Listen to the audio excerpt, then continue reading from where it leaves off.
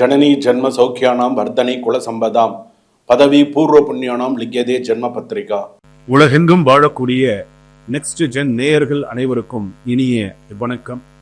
நான் உங்கள் doctor V Rajkumar Sivachariya பேசுகிறேன். இன்றைய தினம் நாம் பார்க்கக்கூடியது தை மாத 12 ராசி பலன்கள். மேஷ ராசி முதல் மீன ராசி வரையிலான பலன்களை நாம இப்போ பார்க்க போறோம். அடுத்ததாக இந்த பலன்கள் அனைத்துமே இப்ப நான் சொல்லக்கூடிய அனைத்து பலன்களும் பொது பலன்களே. இந்த மாசத்துல இந்த ராசிக்கு இப்படித்தான் இருக்கும் அப்படிங்கிறது பொது பலன்கள். இந்த கிரகங்களை அமைப்பை வைத்து நம்ம சொல்றோம். அப்படி சொல்லும் போது அது சில பேருக்கு அது அப்படியே நடந்துரும். நீங்க சொன்ன பொது பலன் அப்படியே என் வாழ்க்கைக்கு ஒத்து போறது அப்படின்னு சொல்லி நிறைய பேர் சொல்லியிருக்கீங்க.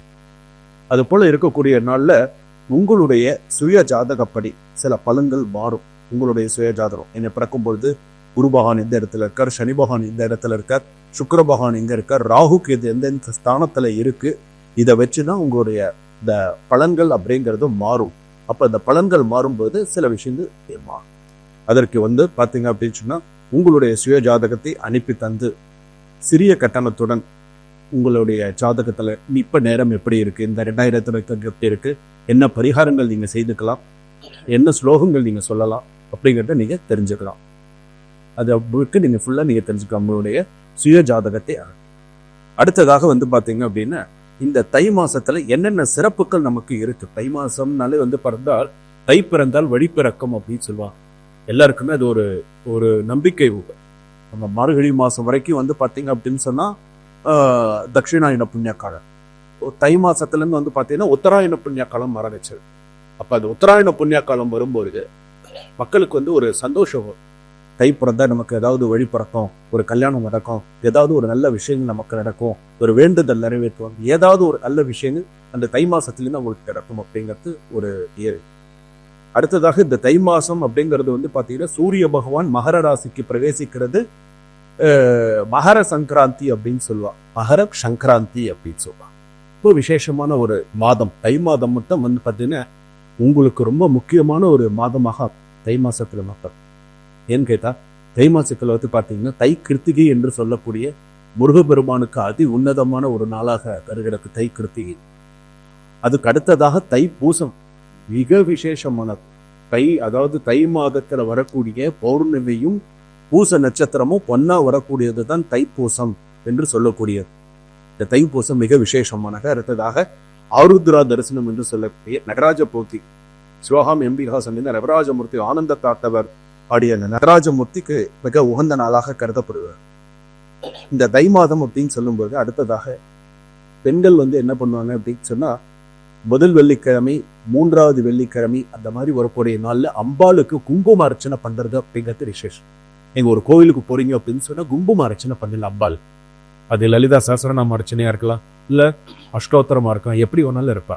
ஆனா குங்கும அர்ச்சனை பண்ணினீங்க அப்படின்னு சொன்னா மிகவும் சிறப்பா பெண்களை. அதே போல ஒரு பிராயச்சித்தம் பண்ணணும், ஒரு பரிகாரம் பண்ணணும், ஒரு முருகப்பெருமானுக்கு ஒரு விஷயம் நான் செய்யணும் அப்படின்னு நீங்க விருப்பப்படுறீங்க சொன்னா தைப்பூசத்துல நீங்க எடுத்து தைப்பூசம் 3 நாள் விரதம் இருக்கு. முதல் நாள் திங்கட்கிழமையும் விரதம் இருங்க. செவ்வாய்க்கிழமை தான் பாத்தீங்க அப்படின்னு சொன்னா தைப்பூசம் மாறுது, முருகப்பெருமானுக்கு உகந்த தினமா எடுத்து மறுநாள் புதன்கிழமை சாயங்காலம் வரைக்கும் உங்களுக்கு பௌர்ணமி. 3 நாளும் விரதம் இருந்தால் சிறப்பு. தைப்பூசம் செவ்வாய், திங்கள், செவ்வாய், புதன் 3 நாளையும் விரதம் இருக்கு. இந்த 3 நாள்ல நீங்கள் இருக்க வேண்டியது, நீங்க சொல்ல வேண்டியது அப்படின்னு சொன்னா உங்களுடைய ஜாதகப்படி நீங்க எடுத்துட்டோம் அப்படின்னு சொன்னா ஒரு நாளைக்கு 12 முறை கந்த சஷ்டி கவசம் படிக்கலாம், 3 முறை வேல் மாறல் படித்தால் ரொம்ப விசேஷமான முதல் நாள் திங்கட்கிழமை அன்னைக்கு ஆரம்பிச்சு. அதே போல செவ்வாய்க்கிழமை அன்னைக்கு 12 முறை கந்த சஷ்டி கவசம், 3 முறை வேல் மாறல், அதாவது நைவேத்தி சுவாமிக்கு வேல் வச்சு நீங்க பூஜை பண்ணலாம். அதற்கு அடுத்ததாக புதன்கிழமை. இந்த 3 நாளாக நீங்க விரதம் இருந்தீங்க அப்படின்னு சொன்னா உங்களுக்கு மிகவும் சிறப்பு. முதல் விஷயம் என்ன அப்படின்னு கேட்டீங்கன்னா முதல்ல இந்த கோர்ட்டு கேஸ் சம்பந்தமான விஷயங்கள் சக்சஸ் ஆகும். அது என்ன மாதிரி பூர்வீக சொத்து கேஸா இருக்கட்டும் அல்லது விவாகரத்து எதுவா இருந்தாலுமே இந்த தைப்பூசம் நாள்ல விட்டு கொடுக்காது. இந்த நாள்ல நீங்க எது செஞ்சாலும் அது. 2வது எனக்கு திருமண தடை எனக்கு இருந்துட்டே இருக்குன்னு சொன்னா இந்த தைப்பூச விரத நாள் உங்களுக்கு அமோகமா இருக்கும்.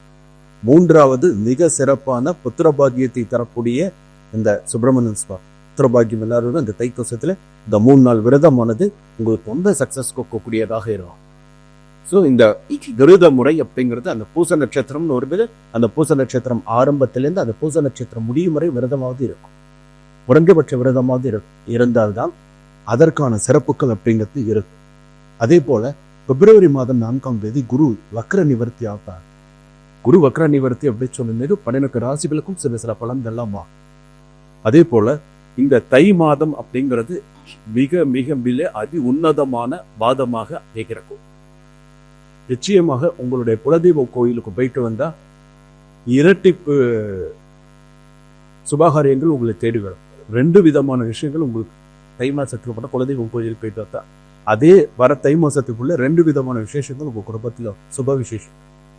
அந்த சுப விசேஷங்கள்னு சொல்றது வந்து பாத்தீங்கன்னா நீங்க ஏதாவது ஒரு வாகனம் வாங்கலாம், அல்லது ஒரு வண்டி வாங்கலாம், அல்லது ஏதாவது ஒரு நல்ல விஷயங்களை நீங்க சேர்க்கலாம். ஒரு வீடு வாங்கலாம், மனை வாங்கலாம், ஒரு திருமண நிச்சயதார்த்தம் நடக்கும். அது மாதிரி ஏதாவது ஒரு 2 சுபகாரிகள் உங்களுக்கு கொடுக்கும். தை மாசத்துல அந்த குலதெய்வ வழிபாடு அப்படிங்கிறது அவ்வளவு ஒரு சிறப்பான ஒரு விஷயம். இதெல்லாம் இந்த தை மாதத்துல இருக்கக்கூடிய மிக சிறந்த சிறப்புகளாக வாய்கிறது. தைப்பூசத்தை மட்டும் நீங்க விட்டு கொடுக்காம தைப்பூசத்தையும் தை கிருத்திகையே விட்டு தை கிருத்திகையில ஒவ்வொரு அபிஷேகத்துக்கும் ஒவ்வொரு பலன்கள் உண்டு. தைப்பூசத்துக்கும் சரி, தை கிருத்திகைக்கும் சரி, ஒவ்வொரு அபிஷேகத்துக்கும் ஒவ்வொரு பலன்கள் உண்டு. இப்பொழுது நாம் இந்த 12 ராசி பலன்களை நம்ம பார்க்க போறோம். மேஷ ராசியிலிருந்து மீன ராசி வரையிலான தை மாத பலன்கள் எப்படி இருக்கு அப்படிங்கறத நம்ம பார்க்கணும். மேஷ ராசி நேயர்களே, அஸ்வினி நட்சத்திரம், பரணி நட்சத்திரம், கிருத்திகை நட்சத்திரம் 1ஆம் பாகம் வரையிலான மேஷ ராசி நேயர்களே, உங்களுக்கு இந்த தை மாதமானது எப்படி இருக்கும்? தை மாத பலன்கள்லாம் உங்களுக்கு என்னென்ன சொல்றது? பொதுவாக வந்து பாத்தீங்கன்னா இப்பதான் 2025 இப்பதான் ஆங்கில புத்தாண்டு பிறந்திருக்கு. பிறந்து இப்போ உங்க மனசுல ஒரு விஷயங்கள்லாம் ஓடிந்திருக்கு. சரி, நமக்கு இதுக்கப்புறம் ஓரளவுக்கு எல்லாமே நல்லா இருக்கும், சரியா சில பிளஸ் மைனஸ்ல நமக்கு சில விஷயங்கள் நம்ம சமாளிச்சுட்டு போகணும் அப்படிங்கிறது உங்க மனசுல இருக்கும். முதல்ல வந்து பாத்தீங்கன்னா ஃபர்ஸ்ட் நான் சொல்ல விரும்புறது, பிரச்சனைகள் தீரும். சில பிரச்சனைகள் உங்களுக்கு தீரும். 2வது சில மாற்றங்கள் வரும். கண்டிப்பாக சில மாற்றங்கள் வரும். கவனமாக ஒவ்வொரு விஷயத்தையும் செய்ய வேண்டும். உங்களுடைய ராசிக்கு உண்டானது, இந்த ராசிக்கு உண்டான முதல் நீங்க தெரிந்து கொள்ளக்கூடிய ஒரு விஷயம். 2வது வந்து பாத்தீங்க அப்படின்னா, மேஷ ராசி பொறுத்த அளவுக்கு குரு வந்து பாத்தீங்கன்னா பிப்ரவரி 4 வக்ர நிவர்த்தி ஆகும். 2ல நீங்க பேரு. அடுத்ததாக வந்து பாத்தீங்கன்னா உங்களுடைய பலாபலன்கள், ஜாதக பலன்கள் இந்த மேஷ ராசிக்கு எப்படி இருக்கும், என்ன மாதிரியான சூழ்நிலைகள்லாம் உங்க ஜாதகத்துல வரும், என்ன மாதிரியான சில விஷயங்கள்லாம் உங்களுக்கு இருந்துட்டே அடுத்தடுத்த விஷயங்கள் உங்களுக்கு இருக்கும். சில விஷயங்கள்லாம் சில நியதிகள்லாம் இதெல்லாம் இருக்கணும், இதெல்லாம் வரும் அப்படிங்கிறோம். பொதுவா வந்து பாத்தீங்கன்னா கணவன் மனைவி முதல்ல ஒத்துமையா இருக்கிறதுக்குப்பா. இல்லை அப்படின்னு சொன்னா கண்டிப்பா இந்த வருஷத்துல சிறு மனக்லேசத்தோட பிரிந்து போகக்கூடிய ஒரு சூழ்நிலை வரும். ஸோ கவனமா இரு, முதல் விஷயம். 2வது கோர்ட்டு கேஸ் சம்பந்தமான விஷயங்கள்லாம் கொஞ்சம் இழுவையிலேயே தான் இருக்கு. அது கொஞ்சம் பாசிட்டிவான சில விஷயங்கள் வர்றது அப்படிங்கிறது இந்த தை மாசத்துல கொஞ்சம் சிரமமானதாக இருக்கும். கோர்ட்டு கேஸ் சம்பந்தப்பட்ட மாணவ மாணவிகள் படிப்புல அதீத கவனம் செலுத்தணும். இன்னும் கவனம் செலுத்தணும். இந்த கவனம் பத்தாது. அதே போல குடும்ப பெண்கள் மிகுந்த பொறுப்புடன் செயல்பட வேண்டும். ஏதாவது ஒரு சின்ன ஒரு விஷயத்துல கூட ஒரு கஷ்டப்படாம என்ன செய்யணும் அப்படிங்கிறத யோசிச்சு சொல்லணும். இந்த குடும்ப பெண்கள் அப்படின்னு எடுத்துக்கும்போது சிறு வாகம் விபத்து வரத்துக்கு வாய்ப்பு இருக்கு. கவனம் தான். சிறு வாகன விபத்து வரத்துக்கு வாய்ப்பு. நீங்க வேலைக்கு போனாலும் சரி, குழந்தைகளை ஸ்கூல் கொண்டு விட போனாலும் சரி, வெளியில போனாலும் சரி, கவனத்தோடு வாங்க. அதே போல விவசாயம் சம்பந்தப்பட்டவர்களுக்கு ஓரளவுக்கு ஆதாயம் கொடுக்கக்கூடியதாக இருக்கும். அதே போல வந்து பாத்தீங்க அப்படின்னு பார்த்தா ஷேர் மார்க்கெட் வந்து பாத்தீங்கன்னா யோசிச்சு தை மாசத்துல அவசரப்பட்டுறாதீங்க. ஒரு இவங்க அதை சொல்றாங்க இதை சொல்றாங்க, இப்போ அவசரப்பட்டு ஏதாவது ஒரு செஞ்சு பின்னாடி கஷ்டப்படாதீங்க. பூர்வீக சொத்து சில விஷயங்கள் பாதகமாக சரியா அமையாது. பாதகமாக தான் எதிர்பார்த்துட்டு சொன்னா ஒரு பெண்ணால் அந்த இடத்துல உங்களுக்கு ஒரு கஷ்டம் வரும். ஒரு ஒரு ஒரு லேடி வந்து பாத்தீங்க அப்படின்னு சொன்னா அந்த இடத்துல இதை கொடுக்காத, இதை பண்ணாத, இதை செய்யாதன்னு அங்க வந்து ஒரு முற்றுப்புள்ளியா இருக்கான். சொல்ற மாதிரி. அதே போல 2ஆம் திருமணம் எதிர்பார்த்திருந்தவர்களுக்கு திருமண யோகம் கூடி வரும் தை மாசத்துல. 2வது கல்யாணத்தை வெயிட் பண்ணிட்டு இருக்கேன் அப்படின்னு சொன்னா அந்த 2வது கல்யாணம் அப்படிங்கிறது உங்களுக்கு சிறப்பாக பார்க்கக்கூடிய வாய்ப்புகள் உண்டு. பூமி யோகம் உண்டு. மனை யோகம் உண்டு. பூமி யோகம் உண்டு. ஒரு வீட்டுக்கு ஒரு அட்வான்ஸ் பண்ணலாம், ஒரு மனைக்கு அட்வான்ஸ் பண்ணலாம். ஏதாவது அந்த மாதிரியான ஒரு நல்ல விஷயங்கள் நடக்கும். அதே போல வாகன கவனம் தேவை. நான் சொல்லிட்ட பெண்கள் விஷயத்துல கொஞ்சம் வாகனங்கள் கவனமா இருக்கணும். ஆண்கள் பொறுத்த அளவுக்கு கொஞ்சம் கவனமா போயிட்டு கவனமா வாங்க. இருந்தாலும் இந்த ஜாமீன் கையெழுத்து போடுறது சொல்றது இந்த மாதிரி விஷயத்துல கொஞ்சம் கவனமா இருக்கும். உடல் நலத்துல மிகுந்த அக்கறையோடு இருங்க. உங்க வீட்டுல வயசானவங்க இருக்காங்க அப்படின்னு சொன்னா மருத்துவ செலவுகள் அதிகரிக்க கவனமா பார்த்துக்கோங்க. வேலை வாய்ப்பு அப்படின்னு சொல்லும்போது சில வேலையில மாற்றம் வரத்துக்கு உண்டான வாய்ப்பு இருக்கு. சில பேருக்கு வேலை போறதுக்கும் வாய்ப்பு இருக்கு. வேலை போய் அடுத்த வேலையை தேடி உடனே இந்த வேலை கிடைக்கிறதுக்கு வாய்ப்பு இருக்கு. ஆனா இருக்கிற வேலைக்கு போறதுக்குண்டான வாய்ப்பு இருக்கு. கொஞ்சம் சில பேர் என்ன நினைப்பாங்க, நம்மளா விலகிடலாம் அப்படின்னு நினைப்பாங்க. சில பேருக்கு வந்து பார்த்தீங்கன்னா சரி நம்ம போயிட்டா அவங்களே எடுத்துருவாங்க, வேண்டாம் அப்படின்னு. ஸோ இதெல்லாம் நடக்கும், கவனமா இருக்கும். அடுத்ததாக அரசாங்க வேலை எதிர்பார்த்திருக்கவர்களுக்கு சிறு தாமதம் ஏற்படும். அதுல மாற்ற கருத்து கிடையாது. சிறு தாமதம் ஏற்பட்டு தான் வரும். சில கிரக அமைப்புகள் நன்னாக இருந்தா சாதகமாக அமையும். சொந்த தொழில் பண்றவங்க அகலக்கால் வச்சிங்க அப்படின்னு சொன்னா மாத்திக்க. சொந்த தொழில் செய்யறவங்க கண்டிப்பா அகலக்கால் ஒரு ஜாதகப்படி கண்டிப்பா வைக்கவே கூடாது. வச்சிங்க அப்படின்னு சொன்னா எப்படி உங்களுக்கு பிரச்சனை வரும்னு தெரியாது. அதனால கொஞ்சம் கவனமா. அதே போல மேஷ ராசி அப்படின்னு சொல்லும் பொழுது திருவாலங்காடு சென்று வருவது. திருவாலங்காடு அப்படின்னு சொல்லுவாங்க. திருவாலங்காடுல இருக்கக்கூடிய மகாகாளி அப்படின்னு சொல்லுவாங்க. இந்த ஸ்தலத்துக்கு உங்களால முடிஞ்சா ஒரு முறை போயிட்டு வந்தீங்க அப்படின்னு சொன்னா நிறைய மாற்றங்கள் தரும். சார் என்னால் அவ்வளோ தூரம் அந்த சுவாமி என்னால் அந்த கோவிலுக்கு என்னால் போக முடியல, எனக்கு வந்து கொஞ்சம் அவ்வளோ தூரத்துக்கு போகக்கூடிய வசதி வாய்ப்பு கொஞ்சம் என்னால் அவ்வளோ தூரம் போக முடியாதுன்னு சொன்னால் நீங்கள் வீட்டிலேயே செய்ய முடியாது அப்படிங்கிறது நான் சொல்கிறேன். வீட்டில் நீங்கள் என்ன சரிகாரம் நீங்கள் கண்டிப்பாக வேல் வச்சிருந்தீங்கன்னு சொன்னால் வேல் வழிபாடு பண்ணுங்க. அப்படி இல்லை அப்படின்னு சொன்னால் வீட்டிலேயே 6 தீபம் ஏற்றி தை மாசத்துல நான் சொல்கிறேன் 6 தீபம் ஏற்றி, அது நீங்கள் பிறந்த கிழமையாக இருந்தால் இன்னும் நல்லது. மேஷராசிக்காரர்கள் நீங்க பிறந்த கிழமையாக இருந்தால் மிகுந்த நல்லது.